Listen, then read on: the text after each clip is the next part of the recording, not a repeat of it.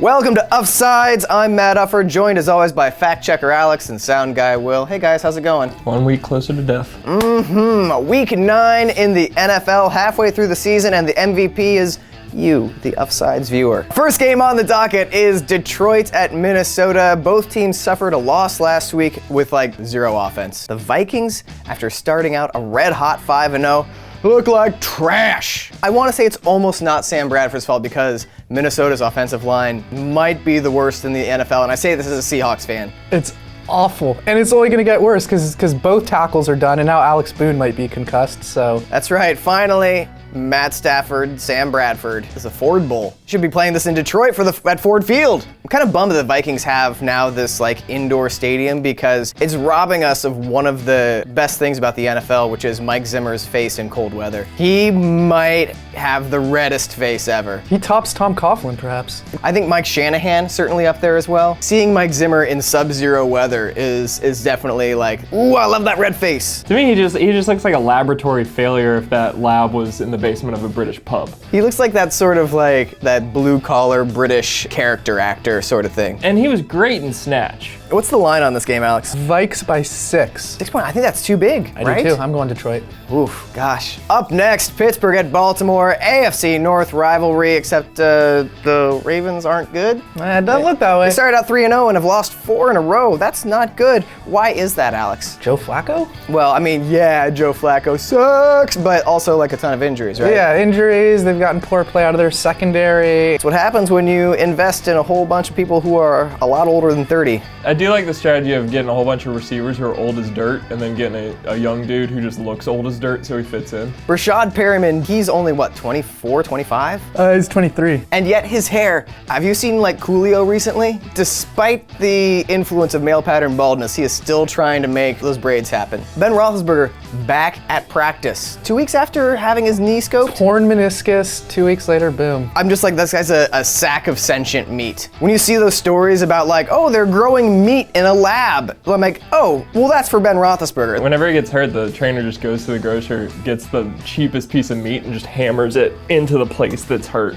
We don't talk enough about John Harbaugh, or maybe we do, and that's the problem. I see Jim Harbaugh making headlines every single week with his crazy shit, sleeping on in recruits' beds with them, and they're Jim Harbaugh's really cool. Pulling his Jim Bob Cooter impression. But when Cooter does it. But John Harbaugh is just the NFL version. He's sanitized. He's the Harbaugh brother that doesn't invade your personal space when you ask him a simple question. And neither of them are even as crazy as their brother-in-law, Tom Crean. Tom Crean is their brother-in-law? It's a wacky-ass family. I would love to go to Thanksgiving with Tom Crean and Jim Harbaugh. My God, that's gotta end in a fist fight. Pass the turkey. What'd you say? Oh, Ladarius Green is back.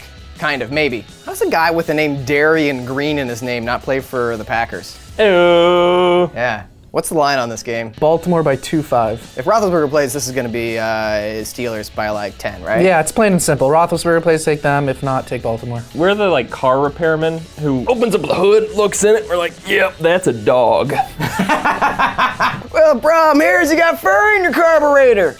I hate the AFC North. What's next?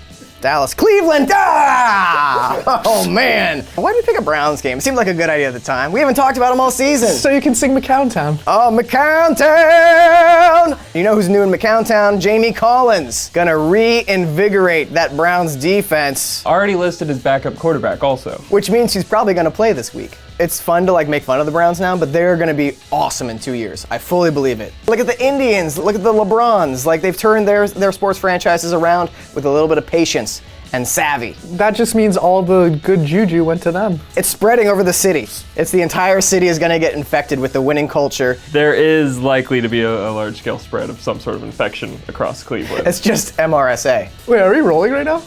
What the do you think we're doing in the studio? You know we've been doing this for a few seasons also. Dallas Cowboys, I gotta say it, I think that they're the NFC favorite right now. They do have a couple starting DBs out though, but it doesn't matter because it's against the Browns. Who's got that groin injury? Morris Claiborne. Mo Claiborne. Mo yeah. Claiborne. Idiot. Church has what, sports hernia? Morris Claiborne has sports hernia. Oh yeah. Barry Church has a broken arm. How'd he break it? He was trying to help Mo with that sports hernia, trying to get in there. Wow, and he full on broke his arm. Yeah, He just snapped it off in there. The team chemistry this year, that's how high it is. What's the line on this game? Dallas by 7. Yeah, Cowboys. I'm going Cleveland. What? Yeah. Explain this. I'm right. Yeah, I think it's gonna be like stupidly close. Sunday night football, it's a good one. Denver at Oakland, both teams 6-2. Winner gets control of the AFC West. Wow. Sunday night football is actually good now. 3 straight Sunday night footballs have gone to overtime. So I'm not mad about ties. What do you guys feel? I've been looking for a good bolo tie to. I feel like I could pull that off, but Phillip Rivers can pull it off. fair. Have 8 children and then we'll talk. Denver, one of the stingiest, scariest defenses in the league. Oakland, red hot offense captained by Derek Carr, maybe the first half MVP. I think that the other thing that I want to talk about besides like the awesomeness of Derek Carr has been Riverboat Jack Del Rio, or I guess Barco Del Rio, Jack. His name is Spanish. Against his old team, by the way. How did I not lead with it's the Jack Del Rio Bowl? Well, last week we did Jay Gruden. He was the coordinator of Cincy. And that was the strongest point of last week's episode too. Everybody agrees. Derek Carr and his awesome day against the Buccaneers, 500 passing yards, 4 touchdowns, 0 interceptions. Just the 3rd quarterback to do that in history. But he got that 4th touchdown because Barco Del Rio Jack went for it on 4th and 4. 4th and 3. And it was the most penalized game of all time. 23 penalties for 200 yards. But you could take 2 football fields away from Carr. He still passed for 3 bills. Unreal. What's the line on this game? Pick 'em.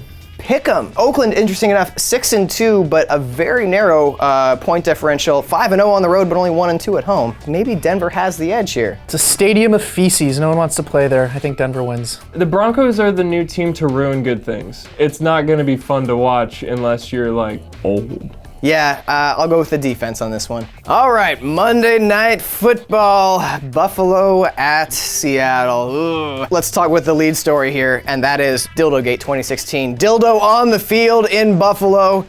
Bills fans with perhaps their coup de grace. It was the Microsoft Clippy of dildos. What is with the cartoon face on a dildo? A dildo has its use, besides throwing it on the field, like a practical use. In such an intimate scenario, I don't think it needs a cartoon face. Hey, looks like you're trying to have sex. I don't like joke dildos. Like, I want a blue collar dildo. I mean, to see on the field. Next subject, Tyrod Taylor. Think he ever goes by Tripod Taylor? Dang it, back to dicks again.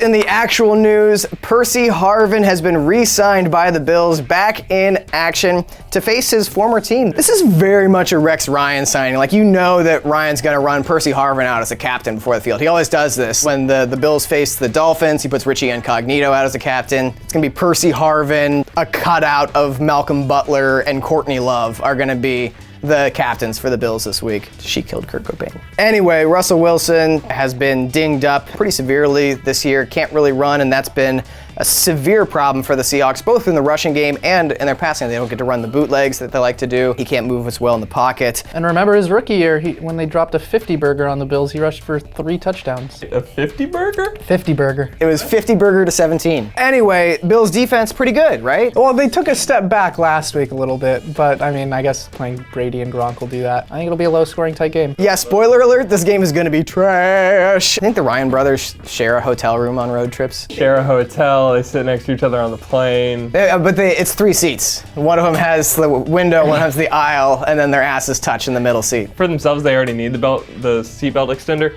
but they get a few extras, so they're strapped in together. So it just goes all the way across them. The line on the game is 6.5. Asking the Seahawks to even score 6.5 or more points is... I think that the smart thing to do here is to take the Bills. I think they'll at least cover that 6.5 spread.